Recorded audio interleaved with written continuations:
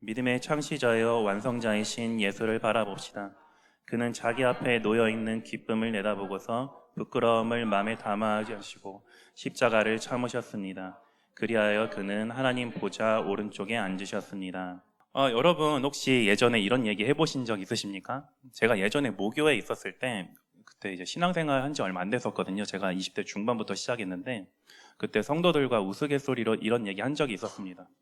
우리가 만약에 천국에 갔을 때, 저 사람은 여기 못 올 줄 알았는데, 왔네? 오, 신기하다. 네. 그런데 그 사람은 여기 올 줄 알았는데, 왜 안 왔지?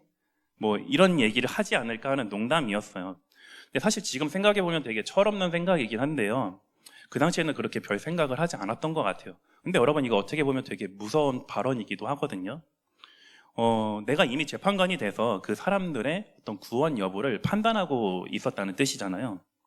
저는 신앙 초기에 굉장히 율법주의적인 교회에서 신앙생활을 했었습니다. 그 당시 제가 경험했던 하나님을 한마디로 요약하면 이런 것이었어요.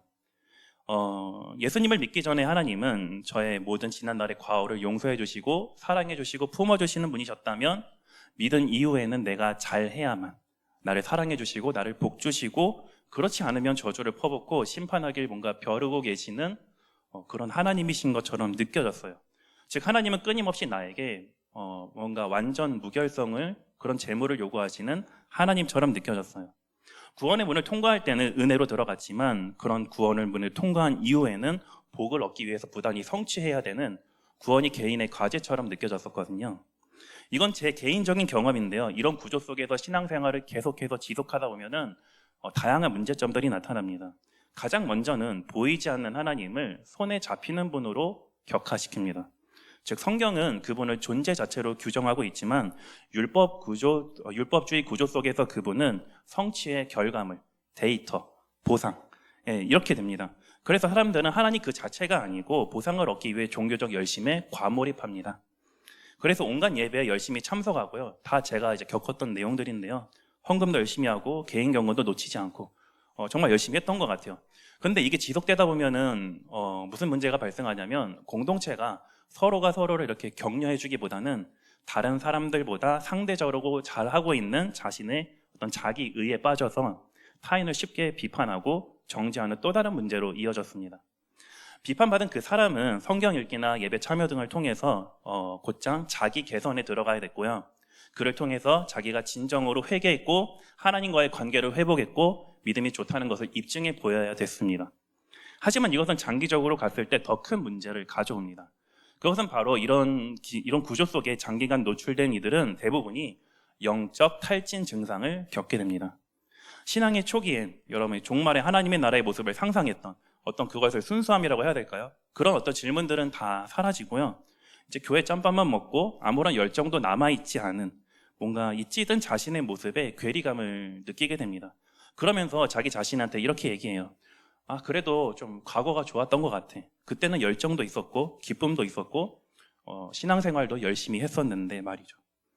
이처럼 애석하게도 현재의 자신의 모습을 만들어낸 자신의 과거를 그리워합니다. 그렇다고 다시 과거처럼 돌아가서 해볼 자신은 전혀 없습니다. 물론 여러분, 마지막 날 천국에 가면은 거기엔 누가 있을까? 이런 질문이 꼭 좋은 질문이라고 저는 대답하고 싶지는 않아요. 하지만 이제는 더 이상 우리는 이런 류의 질문을 거의 잘 하지 않는 것 같습니다. 마지막 날 하나님 나라의 모습은 어떨까? 하고 상상하는 어떤 그런 순수한 질문들이요. 여러분, 마지막 날 주님의 얼굴을 뵙게 된다면 그분의 모습이 어떨 것 같습니까? 그 찬란함이 어느 정도일지 상상해 보셨습니까?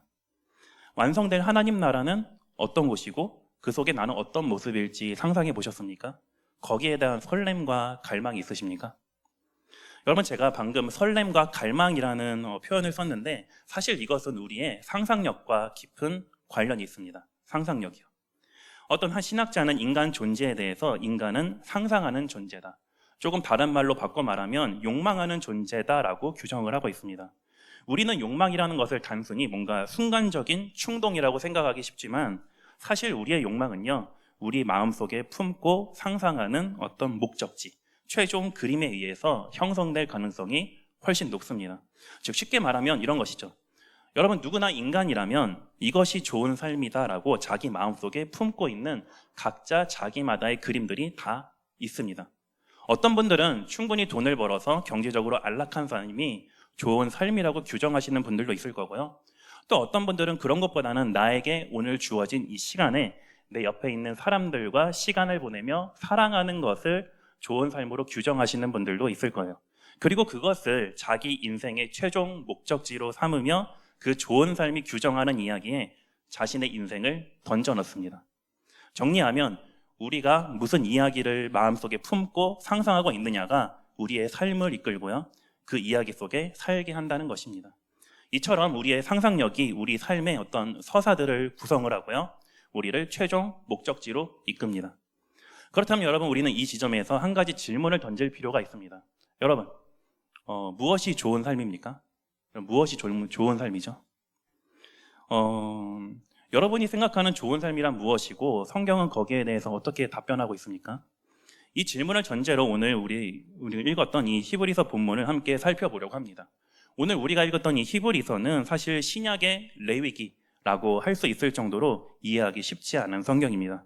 벌써 레위기 하니까 덮어야겠다. 네, 그러시는 분들 있으시겠죠, 그렇죠? 여러분 레위기에서 다 접으셨잖아요, 그렇죠? 하지만 여러분 오늘 걱정하지 마십시오. 그 레위기에 나오는 복잡한 이야기들은 거의 하지 않을 생각입니다. 그러니까 여러분 덮지 마시고 끝까지 경청해 주시면 감사하겠습니다.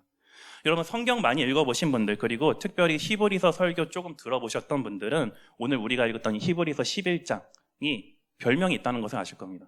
여러분 이 히브리서 11장을 보통 무슨 장이라고 부릅니까? 네, 너무 잘 알고 계시는 믿음장이라고 부릅니다.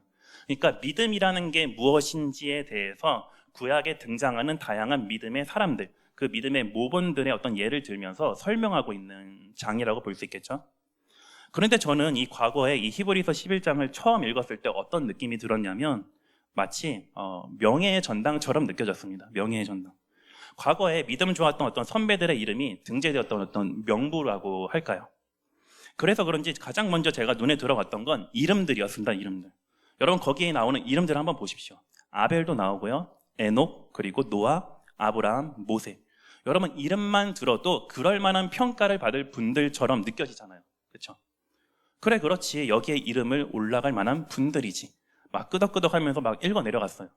그런데 32절에 딱 가게 되면은 엄청난 걸림돌을 마주하게 됩니다.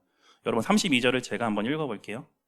내가 무슨 말을 더 하겠습니까? 기드온, 바락, 삼손, 입다, 다윗, 사무엘 그리고 예언자들의 일을 말하려면 시간이 모자랄 것입니다. 히브리서 저자는 말을 내가 더 길게 해봤자 분량만 더 길어지기 때문에 이름만 나열된 이 사람들의 일들에 대해서 굳이 길게 설명하지 않겠다라고 얘기합니다. 왜냐하면 그들도 앞서 설명했던 사람들처럼 하나님이 보시기에 믿음의 사람들이었기 때문이었어요. 하지만 여러분 구약을 한 번이라도 탐독하신 분들이라면 잘 납득되지 않으실 거예요. 여러분 기드온이 어떤 사람입니까? 이스라엘 전체를 우상 숭배에 빠뜨린 장본인 아닙니까? 여러분 입다가 어떻습니까? 입다는 자기 딸을 이방신한테 인신 공양 제사를 드렸던 그런 인물이지 않았습니까? 여러분 삼손 어떻습니까? 삼손은 사살하면서 그저 자기 충동을 따라서 방탕한 삶을 산 것 말고는 한 게 없는 인물이잖아요. 여러분 다윗이요. 자기 부하 죽이고 남의 아내를 간음한 사람인데 여러분 그냥 사회적으로 매장되어야 되는 그런 사람 아닙니까? 아마 여러분들 중에는 이 사람들이 좋은 삶의 모본이라고 그렇게 생각하지 않으실지도 모르겠습니다.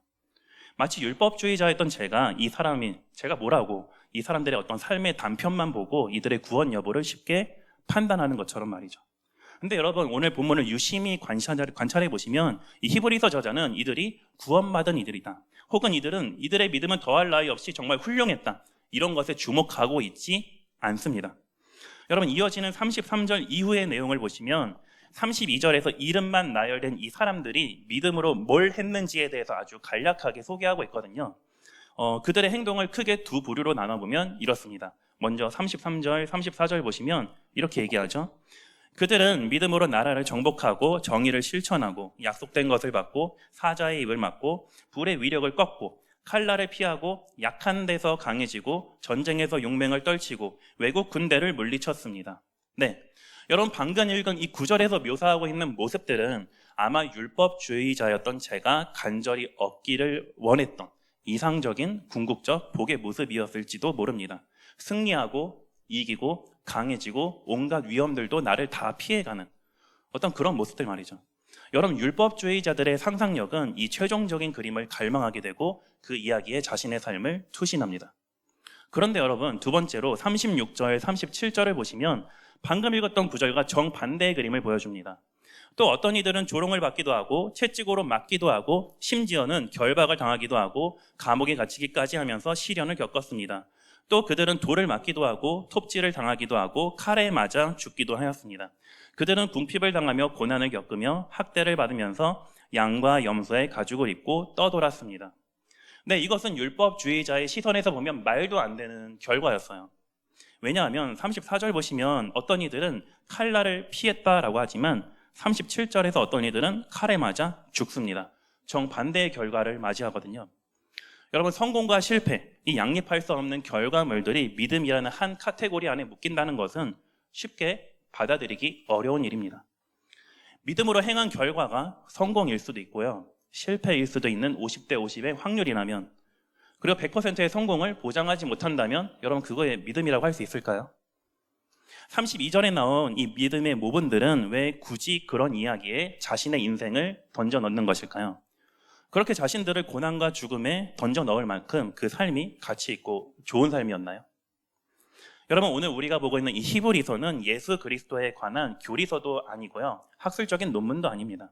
이것은 정확히 편지였고요, 이 편지를 받아보는 어떤 특정한 수신자들을 경영한 어떤 목회적인 겉면의 글이었습니다.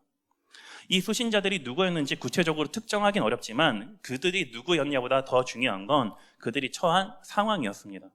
아마도 그들은 박해의 정황 속에서 심각한 온갖 고난을 당하면서 예수 그리스도에 대한 믿음을 포기하라는 당시 사회적 메시지에 노출되었던 것처럼 보입니다. 몇몇 구절들에서 그에 대한 단서를 포착할 수 있는데요, 우리 다 같이 10장 32절, 33절 말씀을 읽도록 하겠습니다. 함께 읽겠습니다. 시작. 여러분 빛을 받은 뒤에 고난의 싸움을 많이 견디어낸 그 처음 시절을 되새기십시오. 여러분은 때로는 모욕과 환난을 당하여 구경거리가 되기도 하고 그런 처지에 놓인 사람들의 친구가 되기도 하였습니다. 네, 그들은 모욕과 환난을 당했고요, 구체적으로는 감옥에 갇히기도 하고 재산을 빼앗기는 수모도 겪었습니다. 특별히 33절을 보시면 당시 세상이 그들을 규정하고 있는 표현이 나오는데요, 그게 바로 뭐냐면 바로 그들이 구경거리였다는 것입니다. 구경거리. 여러분, 이 구경거리라는 단어를 원문으로 보면은 극장, 관람석이라는 뜻의 단어를 어근으로 갖습니다. 여기서 영어 단어 시어터, 여러분 시어터가 뭐죠? 네, 극장, 그렇죠? 공연장, 그리고 영화관, 보통 이런 것이죠. 여러분, 공연장에 가면 뭐가 있습니까? 먼저 관중석이 있습니다. 엄청나게 많은 관중석이 있죠. 그리고 맨 앞에는 무대가 있습니다. 그리고 그 무대에선 영화관 같은 경우는 스크린이 있고요, 그리고 공연장에는 배우가 있고, 그리고 경기장에는 운동 선수들이 있습니다. 관중들은 관중석에 앉아서 배우 위에 있는 선수들의 경기나 그리고 배우들의 공연을 보면서 그게 좋았다, 좋지 않았다, 이렇게 평가를 하죠. 여러분, 이 히브리서 수신자들이 살았던 1세기 당시에도 이 주변에 원형 극장이나 경기장들이 굉장히 많이 있었습니다. 위에서 선수들을 내려다보면서 관중들이 관중석에 앉아서 경기장을 가득 메우고 있었어요. 선수들을 내려다보면 1등에게는 환호합니다. 하지만 그 나머지 패배자들에게는 야유를 보내며 그들을 평가했습니다. 여러분, 이런 맥락에서 봤을 때 당시 수신자들이 구경거리가 되었다라는 것은 뭔 뜻일까요? 마치 그들이 경기장 한가운데 세워진 사람들처럼 조롱과 수치를 당하도록 공개적으로 노출된 상태였다는 그런 뜻입니다. 조용히 박해를 받은 게 아니었고요, 공개적으로 망신과 수치를 당했고 사회적으로 가치 없는 존재들로 낙인 찍혔다는 뜻입니다. 여러분, 이것은 이 당시만의 사회적인 문제가 아닙니다.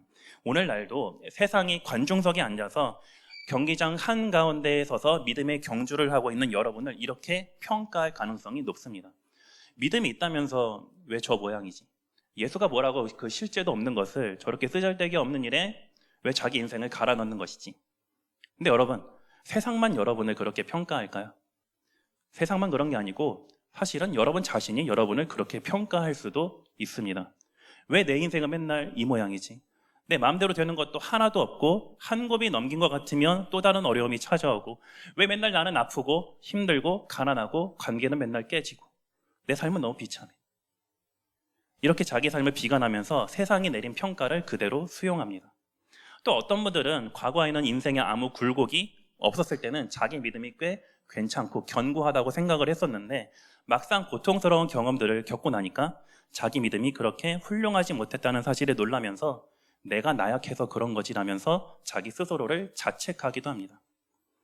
여러분, 이런 감정에 휩싸일 때 자기가 마치 경기장 한가운데 서서 벌거벗고 온갖 수치를 당하는 패배자처럼 여겨집니다. 그리고 하루에도 수십 번 고민하고 또 반복합니다. 이렇게 비참하고 비루하게 살 바에요, 이 믿음의 경주를 이제 그만두고 경기장을 이탈할까 하고요. 그래서 여러분, 이 히브리서 저자는요, 자기 평가와 시험 그리고 낙심하고 있는 이들을 위해서 6장 4절부터 6절에서 이렇게 권면합니다.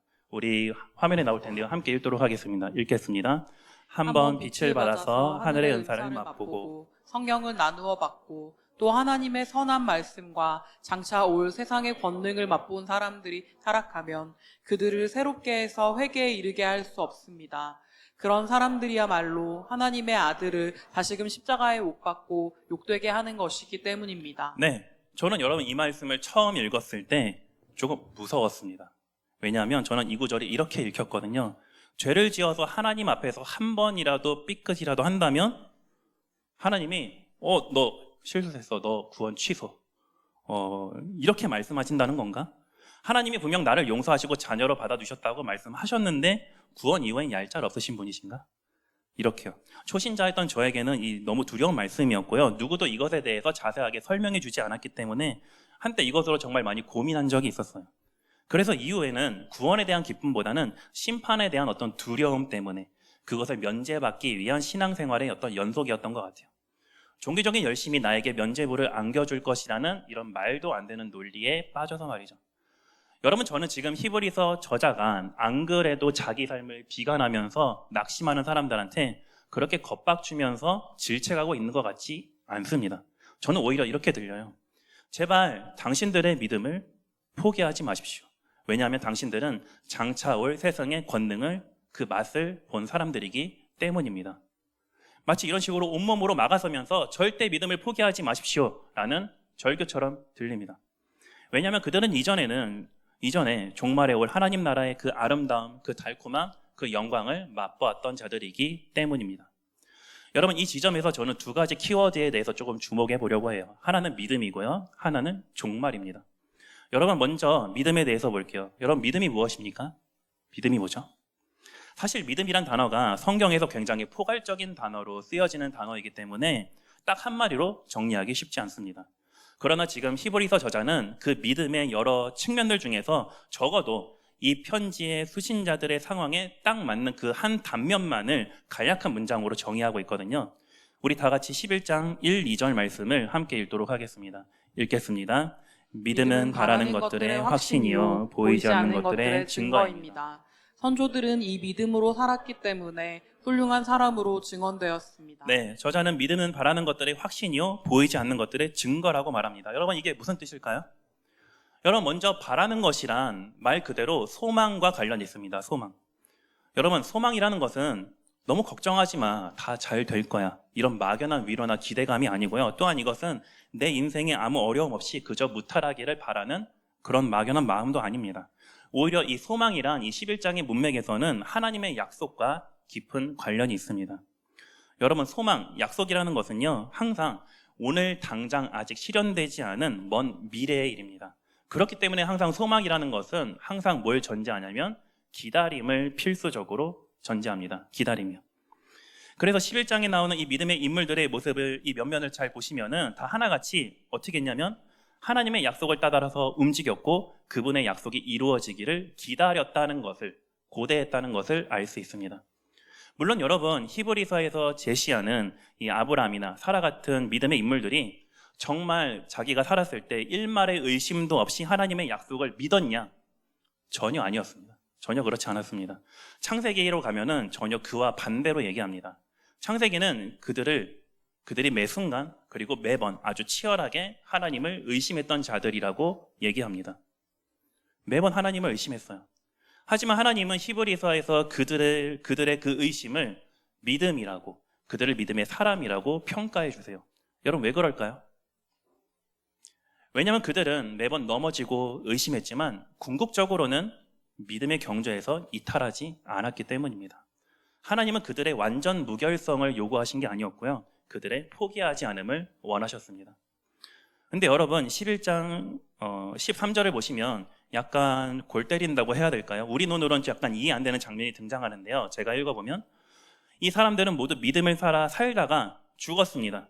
그들은 약속하신 것을 받지는 못했지만 그것을 멀리서 바라보고 반겼습니다. 네, 과거에 어떤 사람들은 하나님이 분명 약속하셨는데 그래서 그 약속을 평생 소망으로 붙들고 살았는데 그걸 못 보고 죽었다는 겁니다. 죽음을 맞이했다는 겁니다. 그런데 그들의 반응이 아니 하나님이 약속하셨으면 지켜야지 이게 뭡니까? 라고 하면서 막 주님께 화를 내는 것이 아니고요. 그것을 멀리서 바라보고 환영했다라고 말하고 있습니다. 여러분, 이게 가능한 일입니까? 우리는 누가 약속해놓고 조금만 안 지키면 어떻습니까? 곧바로 화가 나죠. 예, 끄덕끄덕 하시죠, 그렇죠? 하나님의 약속을 못 보고 죽었는데 그걸 환영하다니요? 여러분, 무엇이 이것을 가능하게 만들었을까요? 이어지는 말씀을 보시면 약속이 이루어지지 않았는데도 불구하고 그들이 구태여 죽음을 피하기를 거절하지 않고 죽음을 그대로 맞이한 이유가 나옵니다. 13절, 14절을 보시면 이렇게 말씀합니다. 땅에서는 길손과 나그네 신세임을 고백했습니다. 이런 말을 하는 사람들은 자기네가 고향을 찾고 있다는 것을 나타내는 것입니다. 이어지는 15절, 16절은 그들이 찾는 고향이 무엇인지 구체적으로 설명합니다. 그들이 많이 떠나온 것을 생각하고 있었더라면 돌아갈 기회가 있었을 것입니다.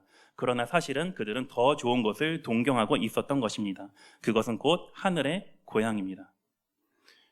네, 그들은 떠나온 곳, 지금 자신이 몸담고 살았던 그 세상을 생각하면은 그것으로 얼마든지 돌아갈 기회가 많았습니다.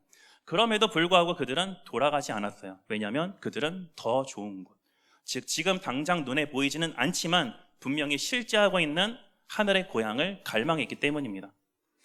여러분, 이제 제가 앞서 히브리서를 시작하기 전에 전제했던 질문으로 다시 돌아가 볼게요. 여러분, 무엇이 좋은 삶입니까? 무엇이 좋은 삶이죠?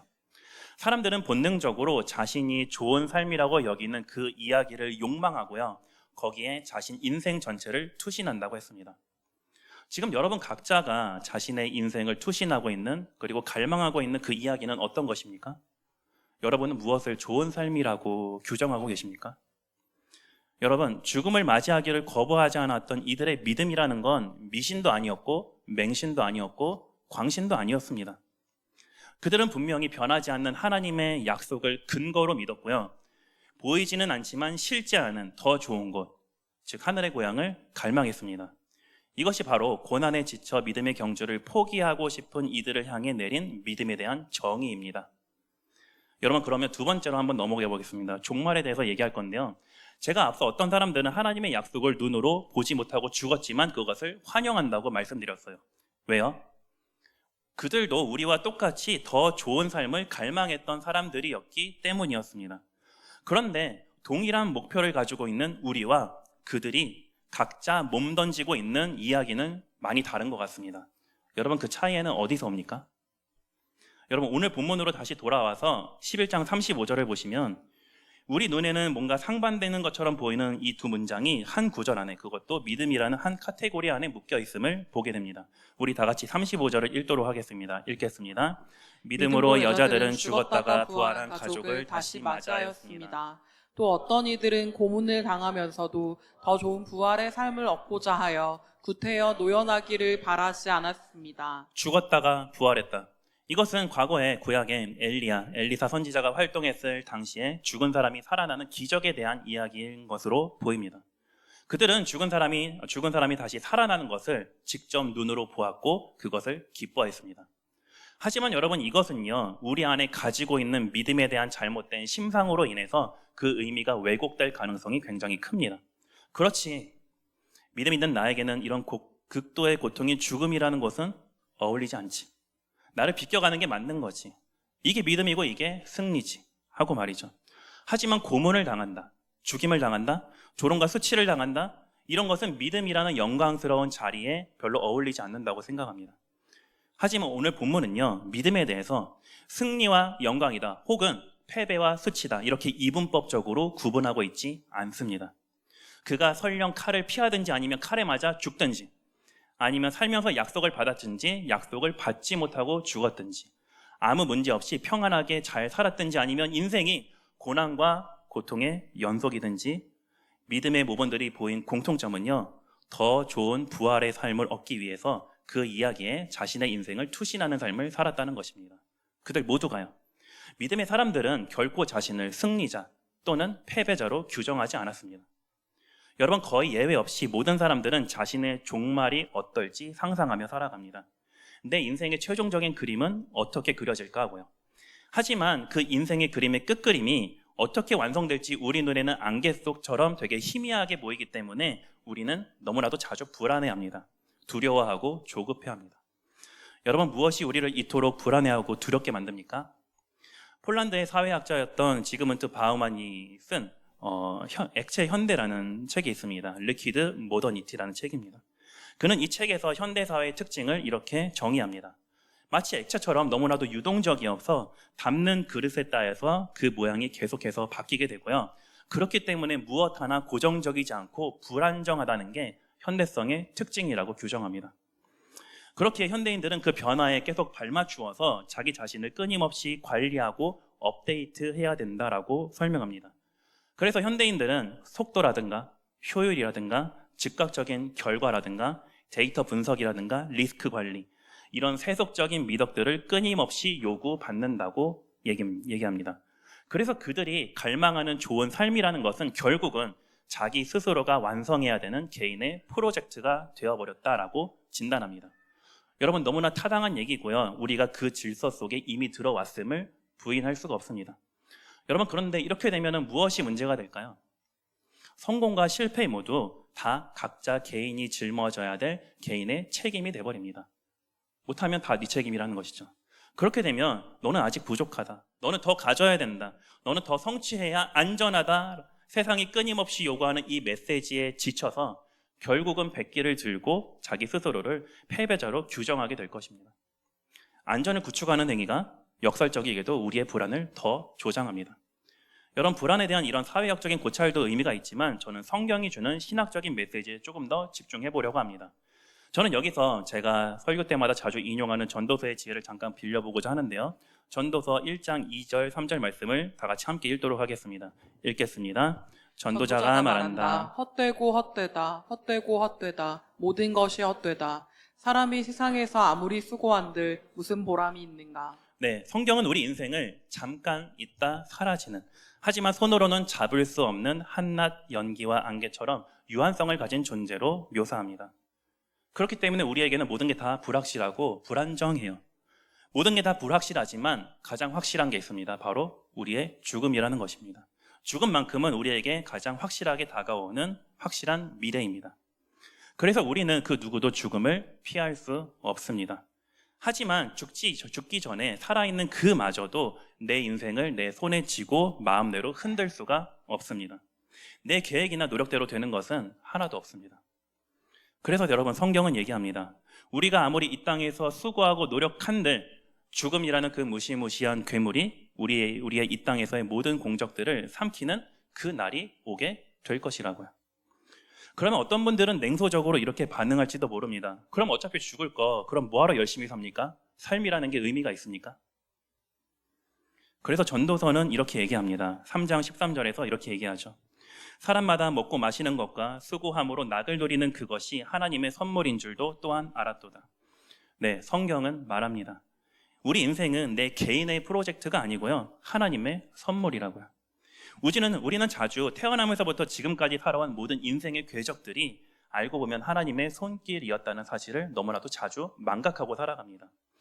전도서는 얘기합니다. 눈에 보이는 이 땅에서의 삶이 전부가 아니라고요. 지금 당장 눈에 보이지 않아도 진짜 실체인 그분의 나라만이 우리가 영원히 발딛고 살아갈 실존하는 곳이라고요. 우리는 이 땅에서 나그네처럼 잠시 머물 뿐입니다. 여러분, 정확히 히브리서도 같은 이야기를 합니다. 과거 모세 시절에 하나님이 거하시던 지상의 성막은요, 종말에 하나님이 거하시는 완전한 참된 천상의 성막으로 대체될 겁니다. 이 땅의 유형의 것들은 결코 영원하지 않게 됩니다. 하지만 여러분, 우리는 어쩌면 세상이 보여주는 비전과 다를 바 없이 우리 인생이 이 땅에서만이 전부라고 생각하며 종말에 대한 우리의 상상을 멈추고요, 오직 나 자신만을 바라보며 자기에게 몰입하고 있는지도 모르겠습니다. 주변을 돌아보면요, 내가 먹고 마실 것, 그리고 누울 곳이 있고요, 사랑하는 사람들이 선물처럼 지금 내 옆에 있고요, 고난에 지쳤을 때 나를 위해 함께 믿음의 경주를 도와줄 공동체가 있음을 발견할 수 있는데 그것을 너무 쉽게 망각합니다. 인생이 개인의 프로젝트로 대체됐을 땐 하나님은 그저 내 개인의 성취를 도와주셔야 하는 분일 뿐입니다. 안 도와주면 삐치고요, 그분을 원망합니다. 더 나아가 죄책감에 휩싸여서 자기 스스로를 원망합니다. 책망합니다. 왜냐하면 세상이 관중석에 앉아서 나를 구경거리로 삼는 것 같기 때문입니다. 이런 나의 삶이 너무나도 수치스럽습니다. 그래서 궁극적으로 믿음의 경주를 멈추고 경기장을 이탈할까 망설입니다. 지금 이 길보다 좀 더 나은 길이 있지 않을까 찾아 나설까 하고요. 여러분, 이렇게 지쳐서 낙심하는 우리들을 위해서 오늘 히브리서 저자는요, 결코 이 땅에서의 삶이 전부가 아니라라고 우리한테 얘기합니다. 자기 평가와 자책에 빠진 우리의 생각을 뒤집어서 종말에 올 하나님 나라의 이야기를 상상해 보라고 우리한테 권면합니다. 12장 1절에서 그는 이렇게 얘기합니다.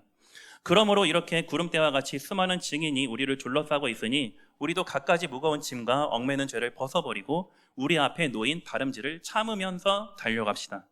지쳐있는 이 인생의 경주자들이 자기 인생의 끝지점에 다다랐을 때 거기에도 관중석이 있고 구름대와 같은 수많은 관중이 자리를 메우고 있음을 보게 됩니다. 그런데 놀랍게도 그 관중들은 믿음의 경주자들을 구경거리로 삼고 야유와 조롱을 퍼붓고 무한과 수치를 주는 그런 무자비한 평가자들이 아니었습니다. 그 관중석을 가득 메우고 있었던 사람들은 다름 아니라 이미 믿음의 경주를 마치고 죽음을 통과해 관중석에 착석한 믿음의 선배들이었습니다. 그들은 평가자로 심사위원의 자격으로 앉은 게 아니었습니다. 그들 역시 나와 동일한 인생의 크고 작은 굴곡을 다 먼저 겪은 사람들이었고, 아직 믿음의 경주를 다 마치지 못한 우리들을 저 멀리서 응원하기 위해 앉아 있었던 것입니다. 여러분, 이건 굉장히 놀라운 장면이에요. 왜냐하면 수신자들이 지금까지 세상에서 겪었던 인생의 경주에서는 오직 누가 더 빠르냐, 누가 승리했는가가 더 중요했거든요. 세상의 경주는 남들보다 뒤처지지 않기 위해서 전속력으로 빠르게 달려야 하는 단거리 경주였습니다. 1등만 알아주고 나머지는 인생의 패배자로 낙인 찍어버리는 더러운 세상이었어요. 하지만 믿음의 경주는 달랐습니다. 누가 빠른지가 더 중요한 게 아니었고요, 조금은 남들보다 느려도 누가 포기하지 않고 끝까지 달리는가가 중요했습니다. 이 땅에서의 삶이 전부가 아니기 때문에 죽음 너머에 또 다른 세상이 있기에 더 좋은 부활의 삶에 자신의 인생을 던졌던 것입니다. 근데 여러분, 이 믿음의 선배들이 완주할 수 있었던 것은 자기 의지나 노력이나 능력이 있지 않았어요. 그것은 그들보다 먼저 그 믿음의 경주를 앞서 가셨던 예수를 바라보았기 때문에 가능한 일이었습니다. 우리 다 같이 12장 2절 말씀을 함께 읽겠습니다. 믿음의 창시자여 완성자이신 예수를 바라봅시다. 그는 자기 앞에 놓여있는 기쁨을 내다보고서 부끄러움을 마음에 두지 않으시고 십자가를 참으셨습니다. 그리하여 그는 하나님의 보좌 오른쪽에 앉으셨습니다. 네, 예수께서는 수많은 관중들 앞에서 온갖 조롱과 모욕, 수치를 공개적으로 당하셨습니다. 사람들은 얘기합니다. 당신이 정말 우리를 구원하시고 사랑하시기 위해 오신 하나님의 아들이 맞다면 한번 증명해 보시죠. 십자가에서 내려오시고 당신 먼저 구원해 보시죠. 하지만 주님은 그 모든 수치를, 그 십자가를 참으셨습니다. 왜냐하면 그분은 자신이 겪은 그 수치보다 마주할 기쁨에 더 주목하셨기 때문입니다. 여러분, 그 기쁨이란 뭘까요? 그것은 바로 자신의 이야기가 이 죽음으로 인해서 결코 중단되지 않는다는 것에 있었습니다. 그는 부활하셨고요, 하늘에 오르시어 하늘 보좌에 앉으셨습니다. 그래서 그분의 이야기는 끝나지 않았고 지금도 현재 진행형입니다. 그리고 이제 주님은 그 주님을 따라 동일한 믿음의 경주를 하는 우리한테 그분이 먼저 경험하신 더 좋은 부활의 삶에 대한 소망을 심어주시고요, 우리가 장차 그 경주를 완주할 그 마지막 장면을 기쁨으로 고대하고 계십니다. 사랑하는 여러분, 부활이란 단지 내가 마지막 날에 다시 살아난다, 내가 천국 간다, 이런 정도의 의미가 아닙니다. 부활이란 고난에 지쳐 경기장을 이탈하고 싶은 당신의 이야기가 아직 끝나지 않았다는 것입니다. 고난이나 위협이나 심지어 죽음조차도 당신의 이야기를 결코 중단시킬 수 없다는 것입니다. 그게 부활입니다.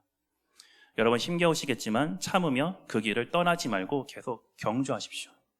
먼저 앞서간 주님과 그 믿음의 선배들이 당신의 완주를 멀리서 응원하며 당신을 기다리고 있습니다.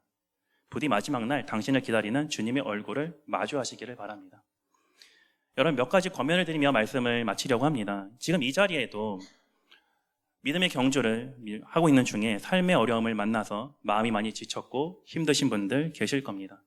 물론 감정적으로는 동의되지 않고 주님이 느껴지지도 않지만요. 그래도 주님 포기하지 않으려고 힘겹게 이 자리에 오셨을 것입니다. 여러분 너무 잘하셨습니다. 오늘 주님은 그런 여러분을 눈여겨보시고 세상도 그리고 나 자신조차도 실패라고 평가하는 여러분의 삶을 믿음이라고 말씀해 주실 것입니다. 여러분이 겪은 실패는 결코 여러분 잘못이 아닙니다. 그러니 포기하고 싶은 유혹을 벗어버리시고 부디 여러분의 모든 수치를 장차 말끔하게 씻겨주실 예수 그리스도를 바라보심으로 다시 일어나 믿음으로 끝까지 경주하시길 바랍니다. 마지막으로 드리고 싶은 권면은 바로 이것입니다.